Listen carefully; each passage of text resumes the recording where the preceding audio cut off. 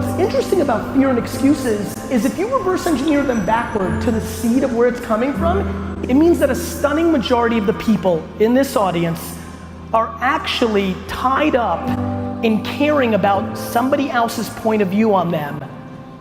And I'm really fascinated by that. Fear's holding you back. You know what you want to do. The only reason you're not doing it is because you're scared of doing what you actually want to do. So what are you scared of, failing? Not failing, but still being at the same place when my friends are at the next level. Huge mistake. You don't want the same thing your friends want. So why do you care what they have?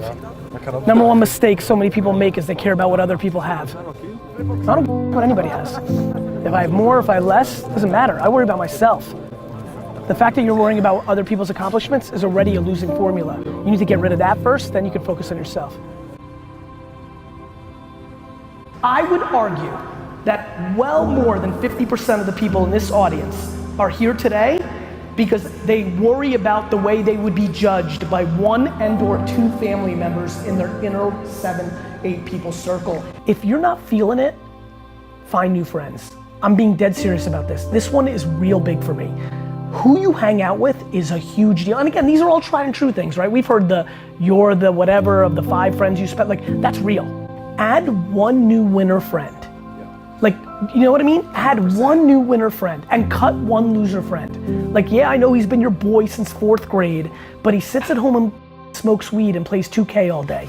Like, you can only love him so much. And to me, that is the most fascinating thing that's happening as I'm going through my journey, which is, oh, the reason I am capable and have the luxury of standing up here is that my parents parented me in a way that gave me so much self-esteem while respect. When I was 9 years old and opened the door for an elderly woman at a McDonald's, she reacted as if I won the Nobel Peace Prize. Good mom. What my mom did was super smart. She overreacted on everything that I was doing. That was a good human trait. My mom built huge self-esteem in me, and I feel like the biggest reason I am who I am today to everybody is because I feel so guilty and so grateful for what she did for me that I want to do it for everybody else, which is, guess what? You suck at a ton of good, so does everybody else. You're also probably pretty rad at something. Try as many things as possible until you figure out what you're rad at and you like, and go do that for the rest of your life and stop giving about everybody else.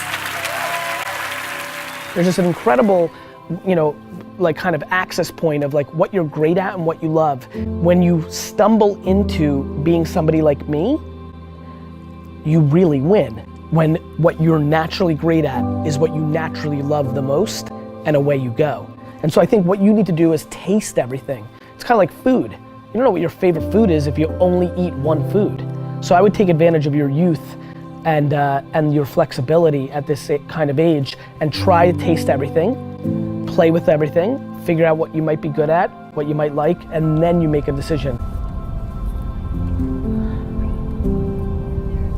It's a very fine balance.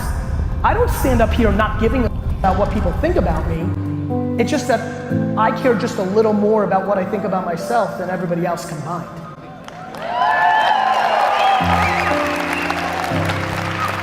And I just think a lot of people are crippled by going on the offense because we are sold defense. We are sold defense. We just are. Offense is always the best defense. Offense always solves problems as long as your defense is not a complete disaster. So I just think offense is a very good mentality. There is a trigger mindset. I'm always trying to stay on offense. See, I always say I hear from everybody who wins. I think the fear of losing trumps the excitement of victory for so many people. I think people are so scared. Nobody wants the rejection. Nobody wants to lose. So I understand the philosophy. I understand that string of DNA that doesn't want to make you lose. But I'm so desperate to figure out how to convince people that there is no loss in going for it. That, yeah, you might get made fun of and you might have it in your own mind, but trying to figure out how to make people drop that fear of going and building a business for themselves in 2012, trying to figure out how to make a video or give a talk or send a tweet or write a book, just something that makes people understand that executing the way it always is going to lead you to a place where you're not going to win. Life's funny, bro.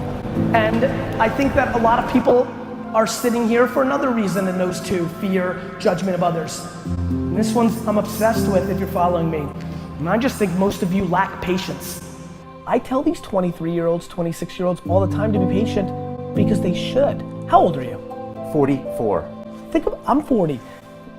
Do you know how young we feel? When you were 26, did you ever think that this is what 44 felt like? No. You thought that that was finished? Yeah. Like, you think a 40-year-old, like when I was 25 years old, I thought a 40-year-old was finished. I don't even feel like I'm starting. It's a balance of regret and patience. Like, you can go hard on for 3 years, do nothing right, wake up, and be young. You should really go to a retirement home one day and volunteer and just talk to them. It will make you want to do every minute of your life, because when you see regret in a man's eyes, it's painful because you can't do about it. When you're 90 and you're not mobile and you're tired and it's over, you can't do it. You can't do it.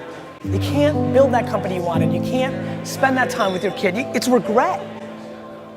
And it drives the shit out of me. I think that patience has been the disproportionate component of my success. So what should we do, Gary Vee? Let's wrap this up. Yeah, what let's should we wrap it do? What should people do? People should stop complaining. Right. People should figure out who they are. Good call. People should not listen to America propaganda of fixing the they suck at. They should be tripling down at what they're good at. They should be competent in certain areas, but you're not gonna become Beyonce, or like your bone structure is a certain way. Like, you're not gonna solve everything. Your IQ can get a little bit better, but don't worry about the incremental. Figure out what puts you on fire and you're halfway decent at. If you're lucky enough right now to be listening and you're good at what you like, become tunnel vision. Because there's way too many voices telling you what and how. And here's the other thing, and this is the big one, Joe. Have the conversation with the person that's holding you back. The reason most people who are listening right now are not doing that thing is they're worried about the opinion of somebody, usually their mother, usually their father.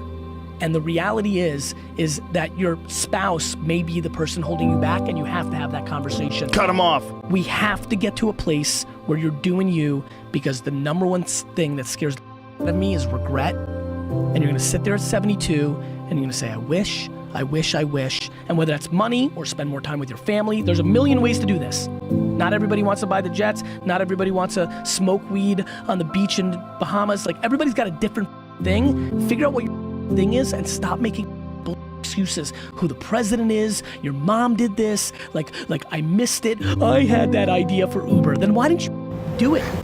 There's a reason that guys and gals like me continue to have audiences, because people want to be motivated to go and do things, or they want to learn tactics to go and do things. But whether I'm giving you tactical advice like filters on Snapchat or Facebook ads or Instagram story collaborations, or I'm motivating you through my words, because I communicate that way, or through my actions, seeing this wake up at 5, work with it. If everybody who's watching this actually did something about it, and then went on the course of their version of it, and then they wouldn't be watching this. And I genuinely know at the bottom of my heart, out of all the people that want to build audiences, that I'm the complete opposite of almost all of them. Because 99% of people that produce content like this and are out there like I am, the business of being that is what they are. I have businesses. I have Wine Library and VaynerMedia. I don't need your 14 bucks for my book, or to be in my course, or this and that. So I don't need to monetize you. So I then genuinely want you to never watch me again. The problem is, every time you guys are posting, do you know how many times I see on my Instagram, oh, I needed this today? And do you know how many times I see that person 9 months later still hanging around? If you needed it, then take it and do something about it. The reason there's gonna be 1 billion motivational views today on YouTube is that People love the feeling of being motivated. They don't like putting in the work to do something about the feeling. I hate the motivation me until you do something about it.